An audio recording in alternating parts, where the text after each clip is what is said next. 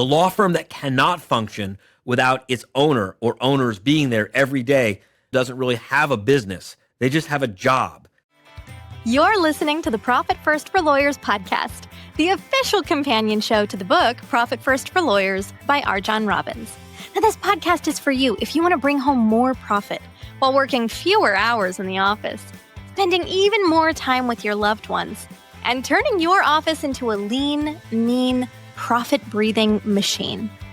So if you're tired of working for your law firm instead of your law firm working for you, stay tuned for some really practical insights that will get you the results you've always wanted. It's time to put your BS aside for the next few minutes and put yourself, your family, your firm, and your profit first. Welcome back to another episode of the Profit First for Lawyers podcast. I'm your host, Carly, and today we are jumping back into our 7-part series on financial literacy with part 6. But before we get into that, if you missed the first 5 parts of this series, they are linked, of course, in our show notes below. And here's just a quick recap. So in part 1, we talked about the idea that you probably are not actually bad with numbers. You probably just were never taught how to read the story that your numbers are trying to tell you about your business. In part 2, we talked about the difference between being a good lawyer and being the owner of a business that happens to sell legal services. In part 3, we looked at total owner benefits and why profit is not always as simple as the number that somebody is bragging about in a bar function. In part 4, we talked about normalized salary and why the firm should pay you based on the jobs you actually do for the business. And in part 5, we talked about how Profit First works by forcing creativity and discipline and better decisions inside your law firm, which brings us to today, part 6. Getting out of production. Now, this episode is going to be pretty closely tied to part 4 of the series where we talked about that normalized salary or what your law firm should be paying you to do the actual jobs you're doing inside your firm. Because today, we're going to take that conversation one step further. Now, if your law firm is paying you to do the job of senior associate or paralegal or salesperson or office manager or janitor, what happens when you want to stop doing those jobs? Can you replace yourself? Yes. Now, before we get into today's main clip, I want to remind you what RJon is actually pointing law firm owners toward, right? The goal is not simply to stop doing legal work. The goal is to build a firm that can keep its promises to its clients, staff, vendors, and to you, even when you're away with emergency access only. Here's RJon with that definition. Let's roll the clip.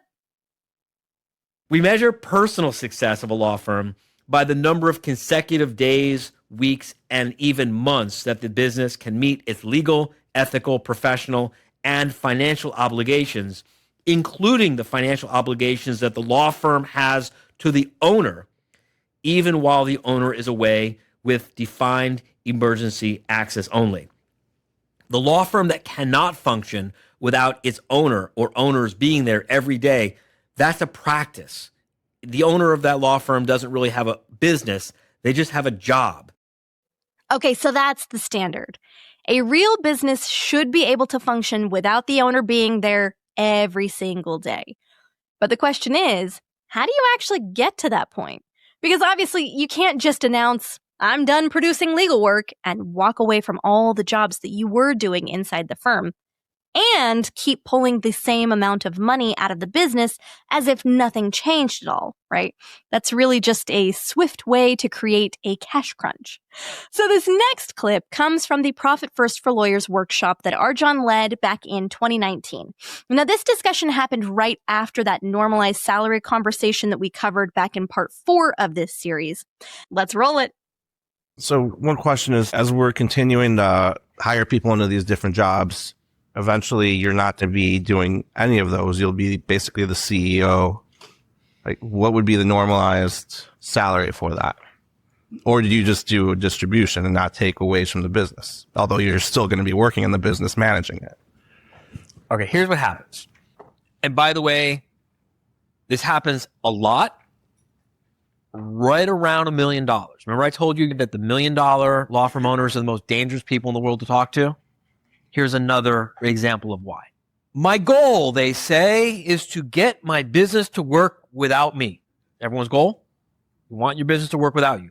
I want to stop practicing law. I want to stop being the one doing all the sales.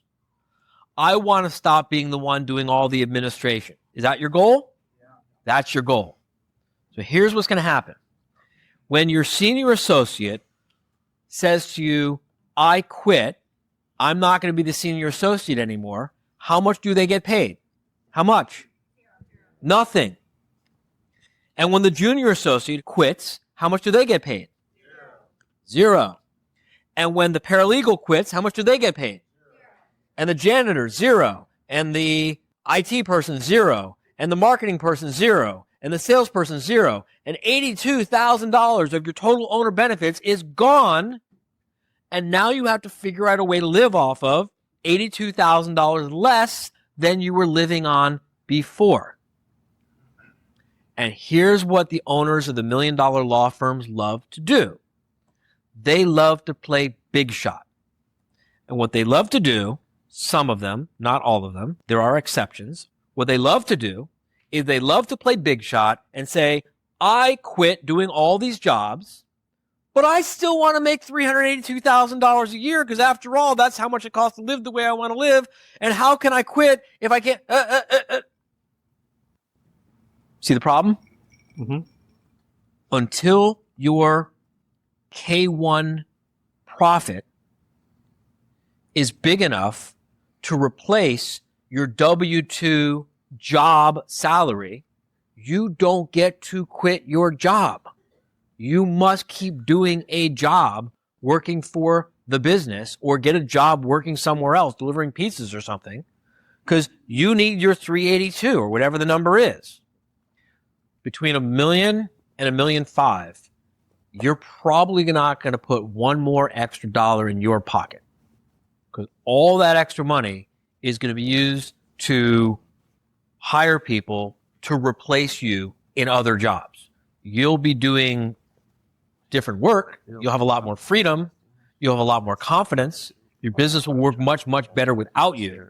But between around $1 million and around $1.5 million, pretty much every extra dollar of profit you generate from that extra $500,000 of income is going to be going to pay other people to replace you in all the different jobs you're doing, or lots of different jobs you're doing.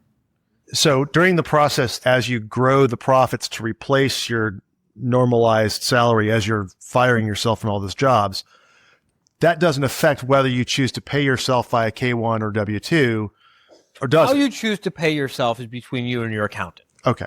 So if I wanted to remain bankable during that phase, I might say, okay, well, I'm paying myself as the president of the firm or whatever. How you choose to pay yourself is between you and your tax strategist. Got it. You and your tax strategist decide how are you going to take your money out of the firm. But this is just talking about how those amounts will be generated when you replace yourself in those roles. We're talking about a very super simple concept. We don't need to use any jargon or terminology or K1 or anything. The firm needs the job done. Right. It could pay you to do the job, or else it has to pay someone else to do the job. Right? It's got to pay someone to do the job. If you decide you don't want to be the one to do the job, then you should stop getting paid for the job you've stopped doing. If you quit doing the job, you quit getting paid for doing the job. If you're going to quit doing the job of the senior associate, you got to find some other way to get the money. The only other way to get the money is to increase the profit of the business. But what lots of lawyers like to do, because they get all high on the horse and they start bragging about how they quit doing all these different jobs and they quit doing this and they quit doing that, but they want to keep pulling the money out of the firm, they just quit their job too soon. Make sense? Transition your way out. Or don't. I mean, you don't have to quit every job. Maybe you like doing the job of marketing. Like I have fun with marketing. Keep doing marketing. You want to keep being a senior associate? Great. Be a senior associate. I'm not saying you have to quit all these jobs. There's parts of the work that you love to do them. Just do it with a plan. So I just want to make sure that I understand this, because what I'm talking about is that I'm trying to get someone to take over all of my cases so I can do other things, but I don't want my salary to go down because I'm not doing the legal work. You want to quit doing a job you're True. currently doing. Yes? Right. Yes. What is that job? Senior associate. And you want to quit doing that job. Yes. If anyone else who was working for a law firm were to come in and say, I hereby give notice, I'm going to quit doing this job at the end of the month, what should happen at the end of the month? You don't pay them anymore. The firm should stop paying them. I'm going to quit doing the job of a senior associate. That's fine. What should the firm do? Hire someone else. And stop Stop paying me. paying you to do the job you quit. Right. See? You understand the concept. Okay.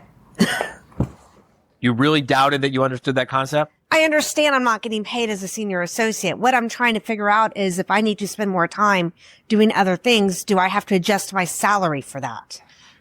Because I'm going to spend more time doing marketing and sales. All right. She's going to hire you, All right. right? Right. Tell her you want to quit doing the job of senior associate. I want to quit doing the job of senior associate. Now give her the mic and tell her what you're going to do about her salary that she used to get as a senior associate. I'm going to stop paying you. Now tell her, but I need to keep earning money. Do you have any other jobs I could do? I need to keep earning money. Do you have anything else I can do? And give her some other jobs she could do to earn the same money. You can be the marketing director. Does it pay more? And now tell her it pays less per hour, but I'll give you more hours. It pays less per hour, but I'll give you more hours. I don't want to work more hours. Now tell her that she's got to find something else to do that is worth more. You're going to have to find something else to do that's worth more. Take the mic back. Say, what could I do that's worth more? What can I do that's worth more? Now tell her sales. I can do sales. Ask her to prove that she can do sales.